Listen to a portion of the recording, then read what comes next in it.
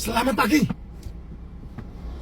Nih komen Ibu Fatimah lebih menjelaskan lagi tentang apa yang saya jelaskan ya Jess. Jadi kamu kalau mendapatkan informasi akan muncul informasi berikutnya. Jadi sifat alam itu seperti ini. Sifat alam itu seperti ini.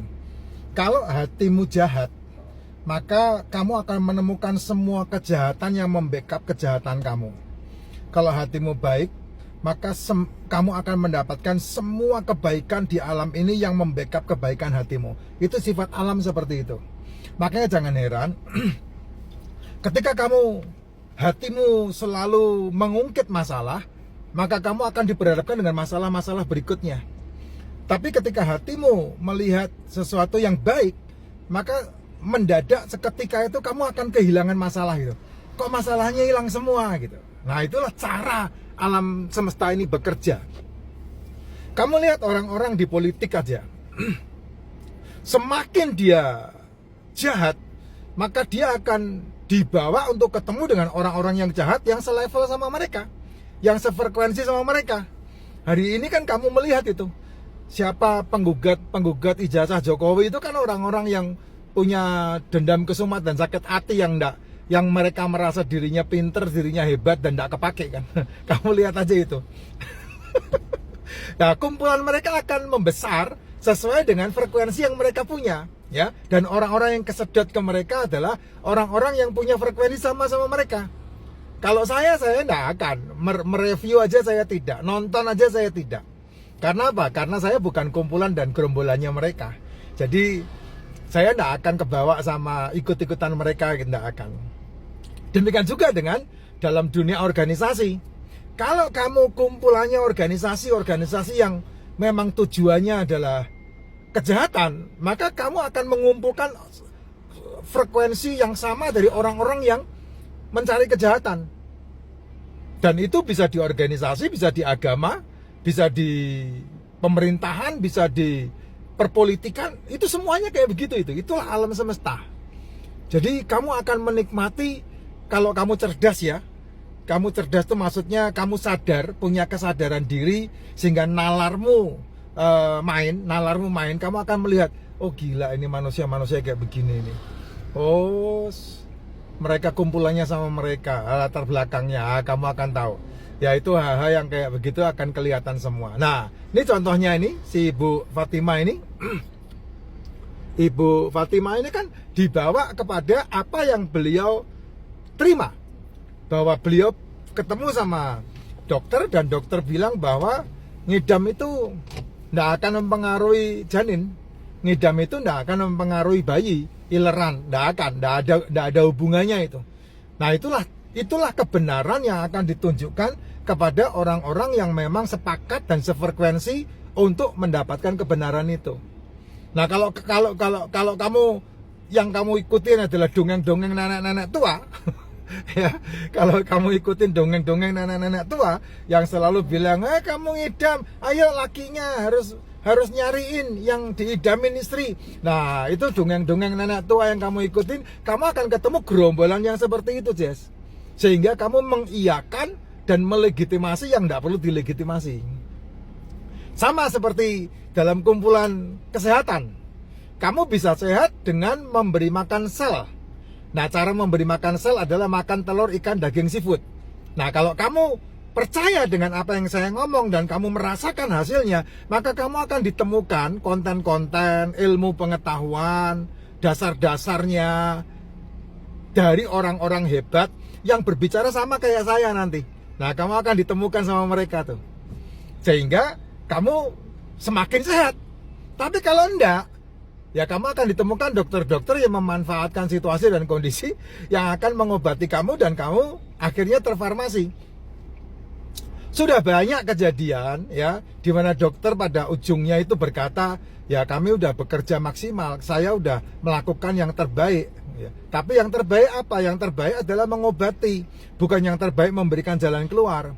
Yang terbaik adalah kamu diobati, pertama dikasih prasol, pertama dibantu lambungmu, setelah itu kamu gula darahnya naik kamu diturunin gula darahnya, ditambahin formin, terus kemudian setelah ditambahin formin, sudah 2 obat, kena di ginjalnya, kamu mendapat tambahan dari obat-obat yang berhubungan dengan ginjal, terus kemudian kamu kena ke jantung, nah ditambahin lagi obat yang berhubungan dengan ke jantung. Itu ada satu konten itu ya, ada satu konten dari influencer ibu-ibu yang membicarakan tentang awal mula komplikasi. Wah, itu keren banget ya. Beliau punya pengetahuan yang sangat bagus tentang pengalaman itu. Kamu boleh dengerin tuh. Saya enggak bisa state kontennya itu. Saya lupa namanya apa itu. Kemarin saya lihat pas FYP di beranda saya. Dari satu obat menjadi berapa belas obat itu. Ya, urut-urutannya itu akan kena seperti itu. Nah, itu ujungnya dokter pasti akan mengatakan, saya udah maksimal. Tapi ketika dia mengatakan sudah maksimal, kamu sudah terfarmasi. Ketika dia mengatakan sudah maksimal menolong, kamu sudah tidak bisa diobati lagi. Kenapa ya? Pankreasnya udah jebol, kamu udah cuci darah, jantungmu udah koter, ya, livermu udah hancur. Karena apa? Karena kamu diajari untuk memusuhi kolesterolmu. Ya, itu yang terjadi seperti itu. Sehingga lingkaran setan itu ada pada diri dan keputusanmu masing-masing. Nah, kamu akan dibawa ke sana. Dengerin saya ya nggak mungkin, nggak mau. Mesti orang-orang kayak begini dengerin saya nggak mau. Ada satu teman sekolah saya saja ngelihat saya yang pernah dengan mata kepalanya dia lihat saya udah hampir maot aja, terus kemudian saya total mengalami kesehatan seperti ini saja, dia tetap konsisten dengan keyakinannya. Nggak bisa, Fen. Harus turunkan kolesterolnya. Sementara saya bilang, turunkan gula darahnya. Kolesterol jangan diturun-turunkan, karena kolesterol itu makanan sel. Biarin aja kolesterolnya tinggi, nggak ada masalah. Yang bermasalah adalah gula darahmu, trigliseridmu. Nah, itu diturunkannya dengan cara apa? Tidak makan yang berhubungan dengan gula, tidak makan yang berhubungan dengan tepung, tidak makan yang berhubungan dengan jajanan, cemilan, minuman-minuman manis, minuman-minuman berenergi. Tidak makan dengan itu. Tapi tetap nggak mau. Yang penting saya olahraga, ya sudah. Dan pada akhirnya orang itu terfarmasi dengan baik dan hidupnya tergantung dengan obat-obatan. Sementara saya 2022 sudah memberhentikan yang namanya OBAT, tidak minum lagi sampai detik ini. Sedangkan saya udah pasang ring jantung loh, Jess. Saya sudah pasang ring jantung, jantung saya bengkak, bocor 30%. Itu diagnosanya seperti itu. Tapi saya punya diagnosa sendiri bahwa saya tidak membutuhkan OBAT tersebut. Saya tidak membutuhkan pengencer darah. Saya tidak membutuhkan kolesterolan. Saya tidak membutuhkan statinan. Saya tidak membutuhkan formin. Kenapa? Karena saya memutuskan sampai detik ini 5 tahun berjalan, dan itu yang membuat saya berhenti minum OBAT. Ya, saya sudah tidak makan nasi, tepung, gula, gorengan. Saya makannya satu hari hanya 1 kali, dan makan saya itu telur, ikan, daging, seafood. Itu cara makan yang saya udah tetapkan. Nah, kayak ibu ini kan dia udah tahu bahwa dia hamil itu nggak butuh ngidam. Hamil itu yang dibutuhkan nutrisi. Ya, karena yang dibutuhkan kesehatan utama adalah orang tuanya, supaya nutrisinya bisa diberikan kepada anaknya yang dikandung. Nah, ketika anakmu lahir, 2 tahun pertama kamu harus full nutrisi, sehingga kamu memberikan ASI, makanan terbaik buat anakmu. Dan selama 2 tahun itu anakmu minum ASI dengan nutrisi yang terbaik di dalamnya. Nah, itu sehingga anakmu sehat, kuat, walafiat. Nggak kayak anak-anak yang lain, itu udah dari kandungan udah jadi monster. Dibentuk, bukan menjadi, tapi dibentuk untuk jadi monster. Karena apa ya? Karena maknya ngidam-ngidam tadi. Ngidam, kalau ngidamnya telur, ikan, daging, seafood ya lanjutin, Jess.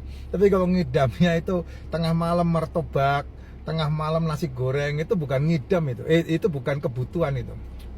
Itu ngeladrah. Sehingga ndak harus diikuti. Yang paling harus diikuti ya minum suplemen, makan telur, ikan, daging, seafood. Nah, itu yang harus diikuti sehingga ibu dan anaknya sehat. Gitu.